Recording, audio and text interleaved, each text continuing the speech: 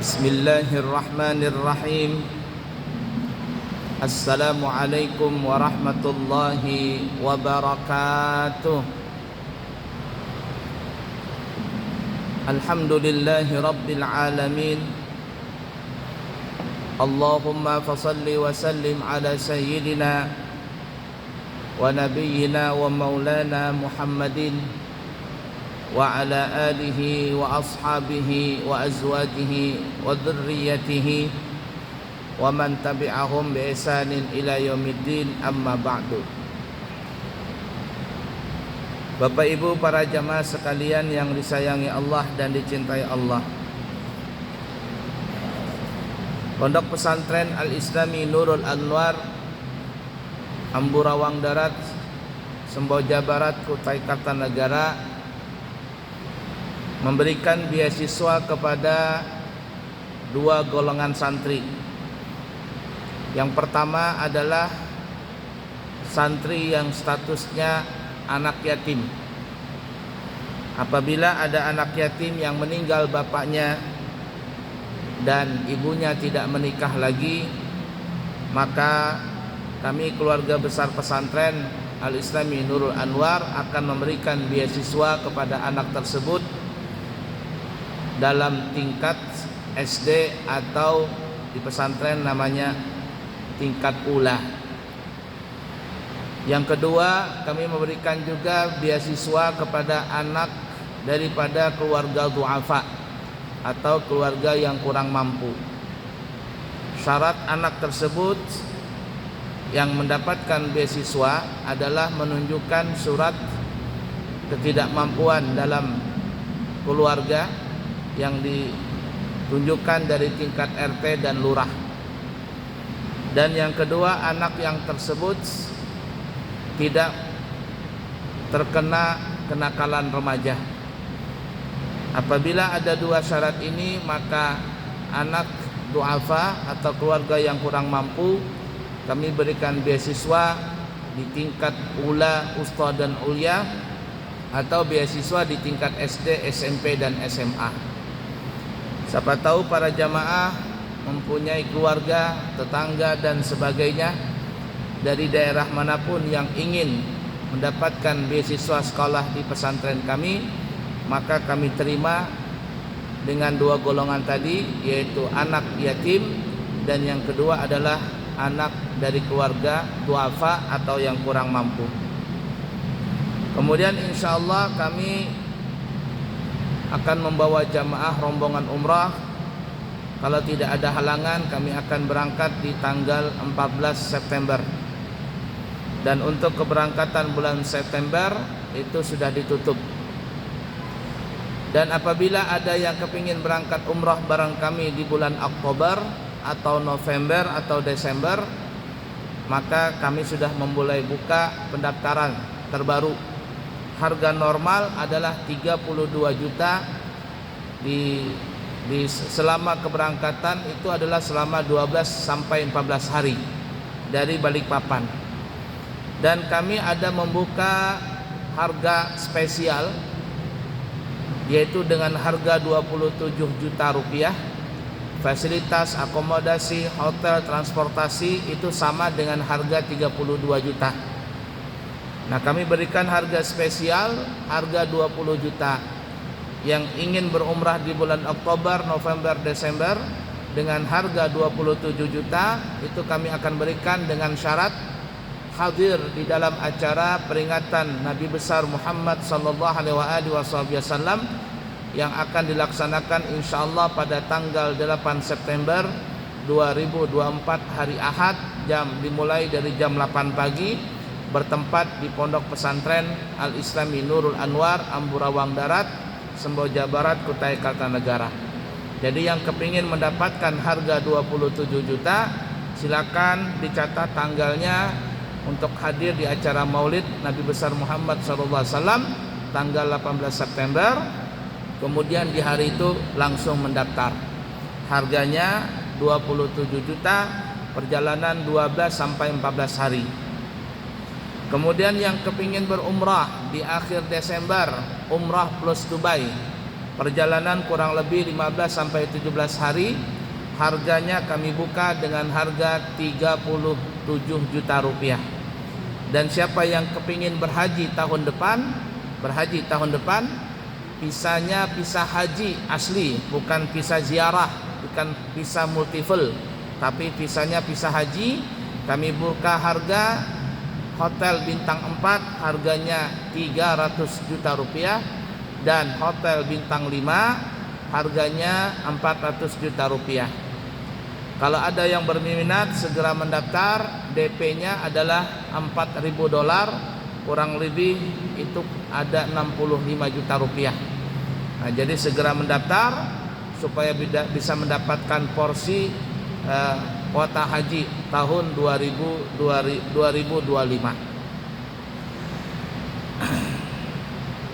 Kemudian mari kita lanjutkan pelajaran kita. Kita akan membahas beberapa keajaiban atau beberapa situasi yang di luar nalar. Kalau kepada para nabi itu disebut namanya mukjizat. Kalau kepada para aulia disebut namanya karamah. Kalau kepada dukun namanya istidraj. Ya, ada mukjizat, ada karamah, ada istidraj.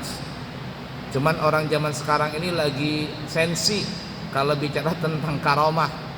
Jadi kalau ada seseorang bercerita tentang karamah seorang wali, orang zaman sekarang banyak mengatakan khurafat katanya. Bahasa kitanya dongengan. Padahal apa yang diberikan oleh Allah kepada seorang nabi yang keluar dari adat istiadat itu disebut mukjizat, dan apabila diberikan kepada para aulia disebut namanya karamah, dan apabila diberikan kepada orang-orang yang fasik itu disebut namanya istidraj. Nah, di dalam perjalanan Nabi Musa yang kita sebutkan pada pertemuan yang lalu, Nabi Musa dengan Nabi Harun dan kaumnya yang berjumlah kurang lebih 600.000 orang, 12 suku Bani Israel, setelah melewati Lautan Merah diperintahkan oleh Allah untuk masuk ke Palestina, tapi sebelum itu melawan atau berperang melawan kaum Jabbarin, orang-orang yang gagah perkasa. Tapi orang Israel tidak ada mau berperang karena mereka takut, sampai akhirnya mereka itu terombang-ambing, tersesat di padang Tih selama 40 tahun. Nah, di dalam perjalanan 40 tahun tadi bolak-balik nggak ketemu arah, yang mana Palestina nggak bisa masuk. Akhirnya di dalam 40 tahun itu banyak yang meninggal dunia, dan selama 40 tahun itu banyak sekali kejadian-kejadian yang di luar nalar, dan ini yang kita akan sebutkan. Nanti akan salah satunya adalah Nabi Musa mendapatkan kitab Taurat.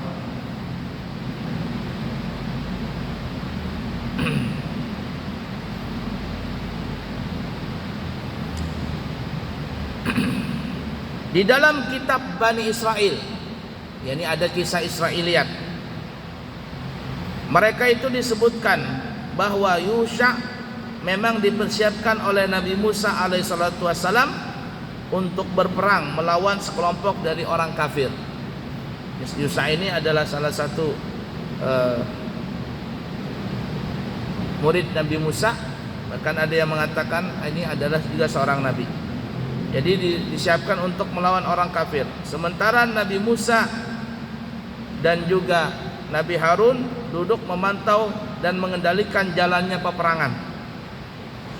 Nabi Musa dengan tongkatnya, yakni mukjizatnya, ketika ia menggerakkan tangannya, mengangkat tongkat, maka Yusha berada di atas angin dan menguasai peperangan. Tetapi ketika tangan Nabi Musa kelelahan hingga goyah dan miring, Yusha pun menjadi terdesak. Oleh sebab itu Nabi Harun dan Nabi Musa menyangga tangan Nabi Musa. Nabi Harun menahan tangan Nabi Musa dari sisi kanan dan kiri, sehingga matahari tenggelam pada hari itu. Akhirnya pasukan Yusha mendapatkan kemenangan dan mengalahkan pasukan musuh. Ini versi orang Yahudi ya, versi ahli kitab. Jadi peperangan pernah terjadi melawan kaum Jabbarin. Ini versi orang Yahudi ya, versi ahli kitab.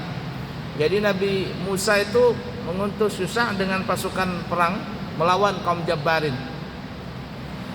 Nabi Musa memantau dari kejauhan saja, tapi pakai tongkat. Nah, tongkat Nabi Musa itu sakti. Jadi kalau Nabi Musa mengangkat tangannya, ya mengangkat tongkat dengan tangannya, mengangkat ke atas, itu Yusha terbang, begitu. Terbang dia. Begitu juga pasukannya. Jadi Nabi Musa cuman menggerak-gerakkan tongkatnya ke kanan dan ke kiri. Nabi Yusha ini pun juga terbang ke kanan dan ke kiri melawan orang-orang tersebut, orang-orang Jabbarin tadi. Nah, sampai Nabi Musa kecapean juga. Ditahanlah tangan Nabi Musa tadi oleh Nabi Harun supaya enggak kecapean mengangkat. Nah, ini versi orang Yahudi, versi kisah Israiliyat, sampai akhirnya Yusha pun mendapatkan kemenangan. Nah, itu salah satu keajaiban ya di padang Tihtup.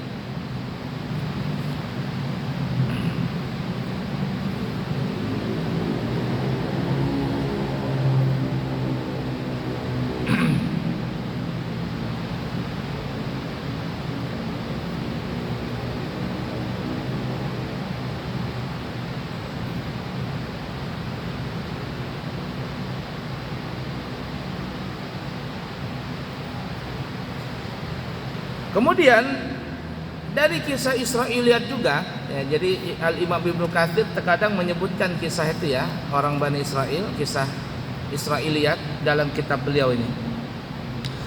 Nah, dalam versi ahli kitab juga, kaum Bani Israel tinggal di sekitar Bukit Tur Sina, Bukit Sinai. Bukit Sinai. Nah, Bukit Sinai ini antara, kalau tidak salah itu antara Mesir dengan dengan Palestina. Saya belum pernah ke sana juga, cuman nonton filmnya saja. Kepingin sekali saya itu ke Palestina, kepingin sekali. Cuman ya dalam keadaan yang mencekam seperti ini, rasanya agak susah untuk ke Palestina itu. Nah, Tur Sina ini atau Gunung Sinai itu disebutkan dalam Al-Qur'an, "Wattini wazaitun wa turi sinin wa hadzal baladil amin." Wattin wa zaitun, demi buah tin dan buah zaitun. Buah tin dan buah zaitun itu adalah salah satu buah surga ya, buah yang ada di surga, dan Allah titipkan juga buah itu ada di dunia. Yang pernah berangkat haji, berangkat umrah, salah satu hadiah yang biasanya dibawa oleh para jamaah itu adalah buah tin atau buah zaitun. Buah tin itu biasanya buah tin kering, agak manis-manis begitu ya. Kalau buah zaitun itu kayak apa ya, kayak kolang-kaling atau apa bentuknya ya. Nah, itu buah zaitun itu ya bahasa Banjarnya itu untuk diolah cacapan aja, diolah cacapan. Tapi khasiatnya buah zaitun itu adalah minyaknya, minyak zaitun. Dan minyak zaitun ini luar biasa, minyak yang paling baik. Dan apabila dikonsumsi setiap hari 1 sendok saja, mungkin pagi 1 sendok, sore 1 sendok, maka itu akan memperlancar usus di dalam perut kita. Usus besar, usus kecil itu memperlancar. Kalau dia lancar, bagus ususnya, maka peredaran darah dalam tubuh kita akan bagus. Nah, itu ya. Dan minyak zaitun ini para ahli itu mengatakan tidak baik untuk digoreng. Jadi minyak zaitun jangan digoreng. Ya, jangan digunakan untuk masak telur, masak ini enggak. Minyak zaitun ini digunakan sebagai bahasa kitanya cacapan saja atau campuran untuk roti dan sebagainya. Yang saya lihat itu ada di sana orang-orang yang Arab sana ya. Mereka itu menggunakan minyak zaitun ini sebagai cacapan untuk makan pakai roti. Ya, jadi dikasih minyak zaitun, dikasih buah zaitun, ya, kemudian dikasih roti jadi cacapan begitu. Nah, itu orang sana sering menggunakan itu. Nah, ya bagus buah tin dan buah zaitun itu. Wattini wa zaitun, demi buah tin dan demi buah zaitun. Wa turi sinin, dan demi Tursinin, Gunung Sinai. Ya, Gunung Sinai. Orang kita nyebutnya Tursina. Wa hadzal baladil amin, dan demi kota yang aman ini, yakni kota Mekah. Nah, jadi Tursina itu atau Gunung Sinai disebutkan dalam Al-Quran. Dan para ulama kita mengatakan ada 2 gunung yang direkomendasikan oleh Nabi kita Muhammad SAW, yang mana 2 gunung ini masuk surga. Masuk surga. Nah, jadi kalau kita ingin melihat penghuni surga yang masih ada di dunia ini, itu ada 2 yang pasti nih. Apa itu? Yang pertama Gunung Uhud. Gunung Uhud yang ada di kota Madinah. Dalam hadis Muslim Nabi bersabda, Uhud yuhibbuna wa nuhibbuh. Gunung Uhud itu adalah dia cinta kepada kita dan kita cinta kepada dia. Nah, oleh karena itu Gunung Uhud adalah gunung yang dikekalkan dan dimasukkan di dalam surga.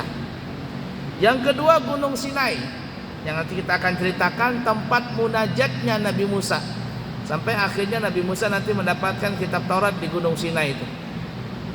Ya, Gunung Sinai.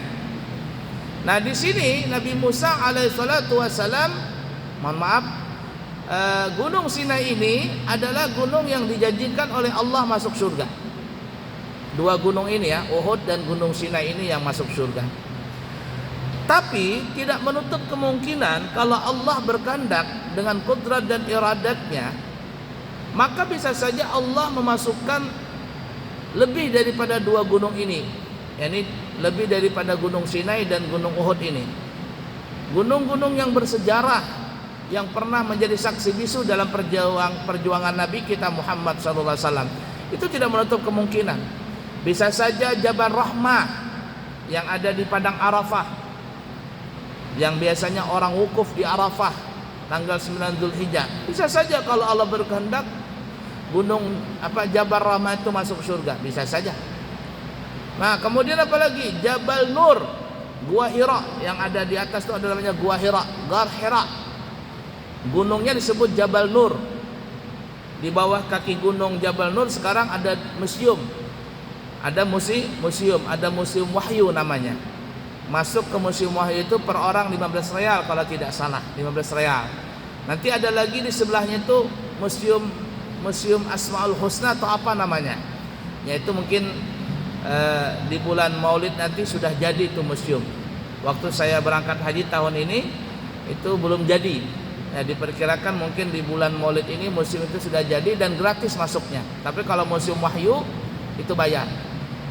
Nah, kemudian orang yang kepingin naik ke Jabal Nur itu nanti bisa pakai mobil, tapi nggak sampai ke puncaknya Gua Hira. Jadi ada sampai di bawah puncak di bawah puncak Gua Hira itu, sampai di situ nanti mobil.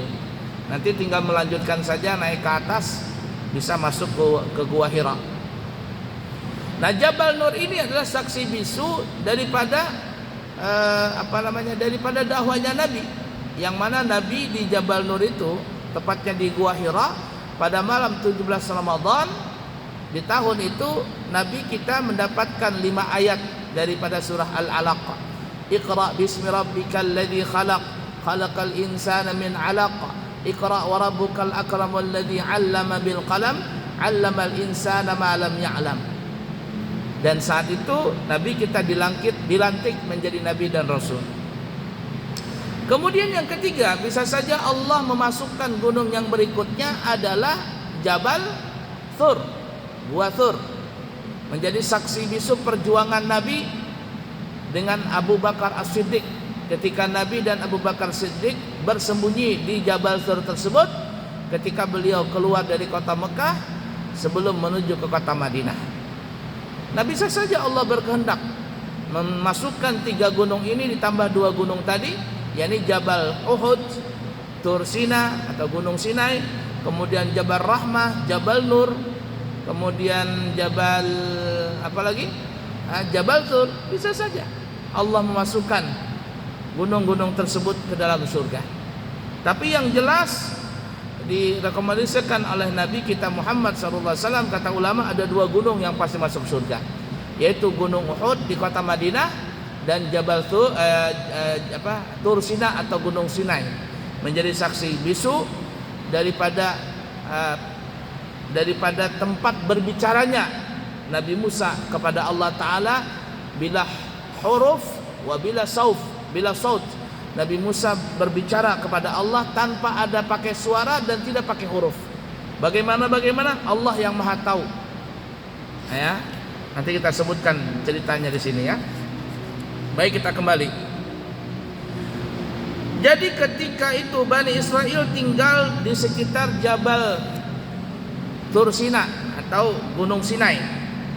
Lalu Nabi Musa naik ke atas bukit dan disitulah Tuhannya, yakni Allah Ta'ala berbicara dengan Nabi Musa.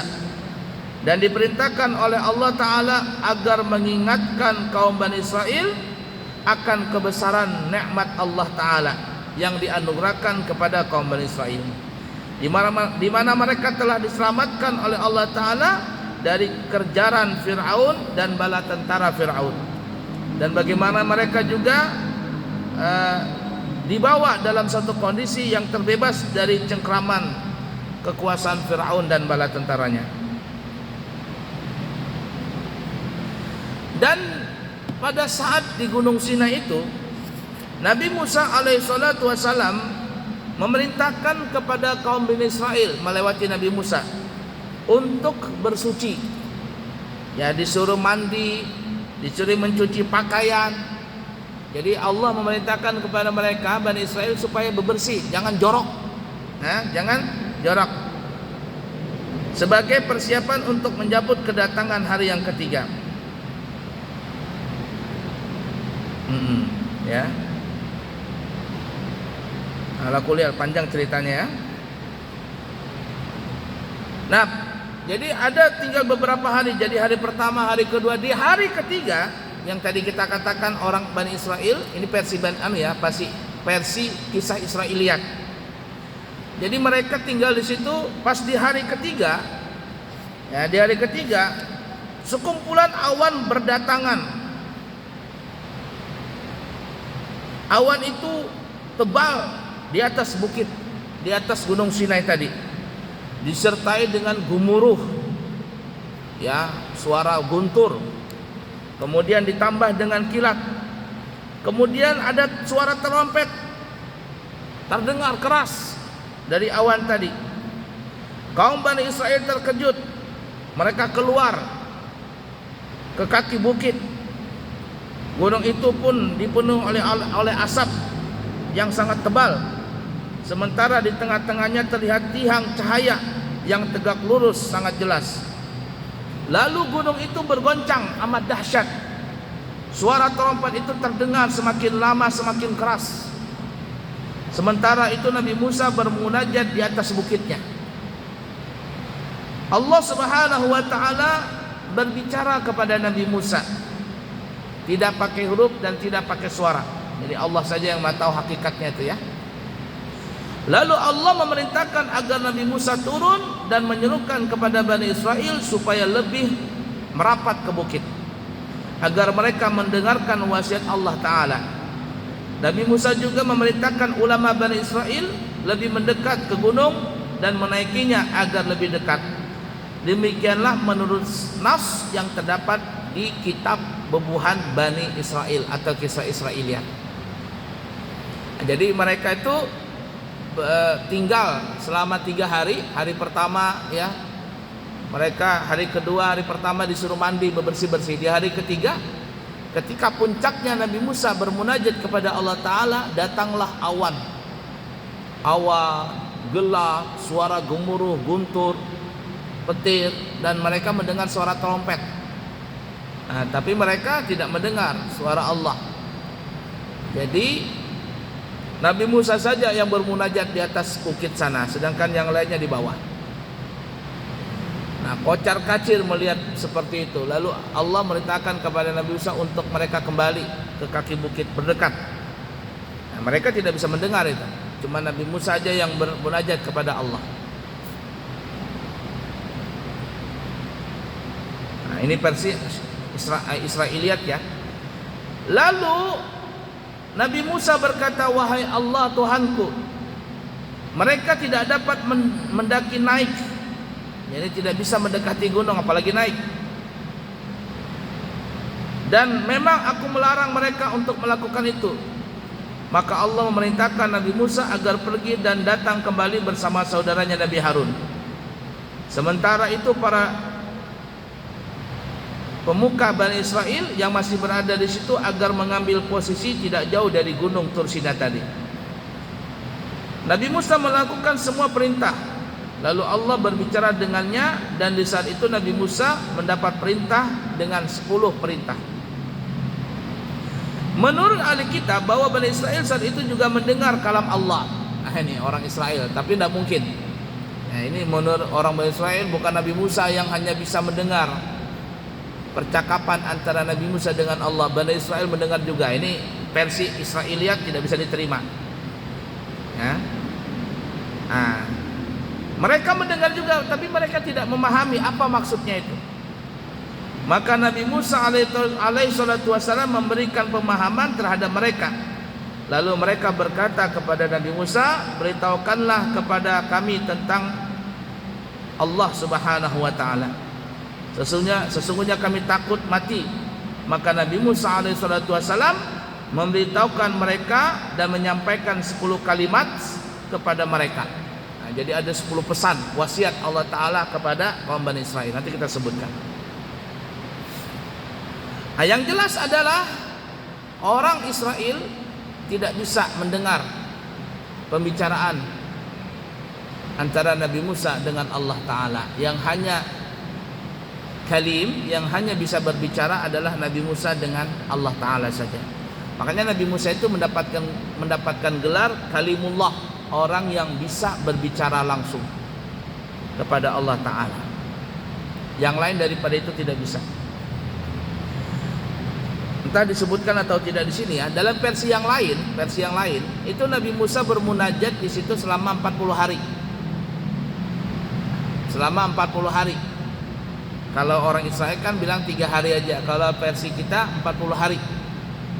Dan selama 40 hari itu Nabi Musa meninggalkan kaum Bani Israel.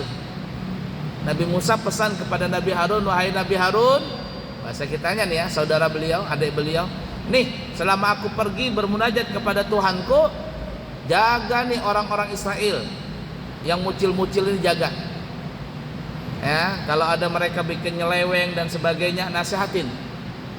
Nah, tetapi apa yang terjadi ketika Nabi Musa bermunajat di Gunung Sinai selama 40 hari itu, Bani Israel ini membuat sedikit kekacauan, yaitu ada seseorang yang bernama Musa As-Samiri yang membuat patung anak sapi dari emas.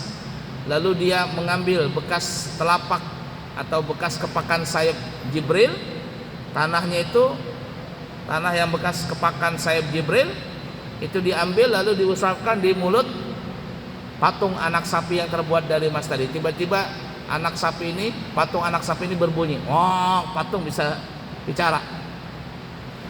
Kata Musa Samiri, ngapain Nabi Musa jauh-jauh cari Tuhannya? Ini Tuhannya di sini nih. Tuhannya ini. Nah, orang Israel pun akhirnya terpesona, terperdaya, tertipu dengan anak sapi tadi.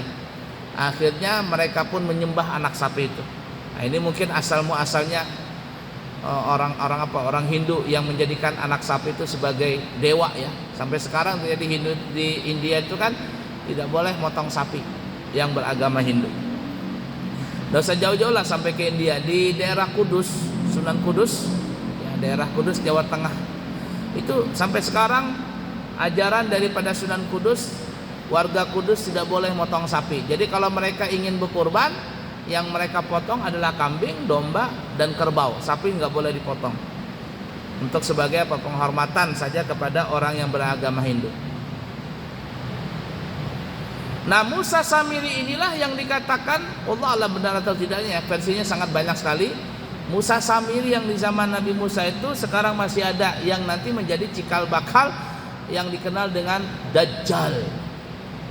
Benar tidaknya wallahu alam. Nah, itu. Ya. Nah, dalam versi kisah yang lain, ketika nanti Nabi Musa sudah kembali mendapatkan perintah yang 10 ini, kita sebutkan nanti ya, cukup apa enggak wallahu alam ya. Mendapatkan 10 perintah ini, disitulah nanti Nabi Musa ketika pulang beliau pakai cadar. Apa itu ya? Cadar atau apa? Jadi ditutup wajah beliau. Jadi pakai kain tutup. Jadi ada orang Bani Israel mucil, Nabi Musa, bahasa kitanya, kenapa engkau pulang dari gunung Tursina? Setelah engkau bermunajat kepada Tuhanmu, kenapa engkau sekarang nyeleneh? Pakai apa? Bertutup wajah. Ya mungkin sekarang ini pakai masker kah atau? Kenapa bertutup wajah? Buka wajahmu tuh biar kami bisa ngelihat. Jadi ada nang mucil, ada nang mucil. Tanpa babi bu, tanpa instruksi, tiba-tiba orang ini langsung membuka cadarnya, cadar atau apa ya? Dibuka sama orang ini, tak begitu. Apa yang terjadi ketika dia membuka tirai penutup wajahnya Nabi Musa, orang ini pun melihat Nabi Musa tadi wajahnya, tiba-tiba dia punya daging meleleh, dagingnya rontok nih, wajah daging mukanya rontok, mati seketika itu juga. Dia mau buka, kata Nabi Musa, jangan, la taftah, jangan dibuka. Tapi orang dimaksa, blok begitu, buka plak, meleleh dia punya daging. Kenapa? Karena masih kekuatan ya, masih kuatnya sinyal itu ya, pada saat Nabi Musa yang bermunajat kepada Allah itu, antara Nabi Musa dengan Allah, itu kuat sinyalnya. Tegangan tingginya masih tinggi. Pulang plak, buka cadarnya langsung meleleh. Itu ada disebutkan dalam beberapa tafsir seperti itu. Apakah di sini ada? Wallahu alam, nanti kita lihat nanti ya. Ya intinya seperti itu yang terjadi. Nah, itulah perbedaannya Nabi kita Muhammad sallallahu alaihi wasallam dengan Nabi Musa. Nabi kita adalah rahmatan lil alamin. Nabi kita bermunajat kepada Allah Ta'ala. Nabi Muhammad sallallahu alaihi wasallam bukan hanya berbicara, tapi langsung melihat Allah Ta'ala. Berbicara, bertatap kepada Allah Ta'ala. Tapi ketika Nabi kita Muhammad sallallahu alaihi wasallam kembali ke muka bumi, tidak ada satupun dari orang kafir Quraisy yang meleleh dagingnya. Tapi Nabi Musa bukan rahmatan lil alamin. Dan ketika cadarnya dibuka tadi, meleleh itu daging orang tadi. Nah, itu karena Nabi Musa bukan rahmatan lil alamin. Baik, mungkin seperti itu dulu ya. Apa pesan Allah Ta'ala kepada Bani Israel? Nanti kita insyaAllah di pertemuan akan datang kita akan sebutkan 10 pesan tersebut. Dan ini juga disebutkan dalam Al-Quran ya, dalam surah Al-An'am ayat 151 sampai 153. Bagaimana itu? InsyaAllah kita akan sambung di kesempatan yang akan datang. Semoga ada manfaatnya dan semoga kita bisa mengambil i'tibar dari cerita-cerita para nabi dan rasul. Yang baik dari Allah, yang buruk dari pribadi. Subhanakallahumma wa bihamdika asyhadu an la ilaha illa anta astaghfiruka wa atubu ilaik. Wa akhiru kalam, assalamualaikum warahmatullahi wabarakatuh.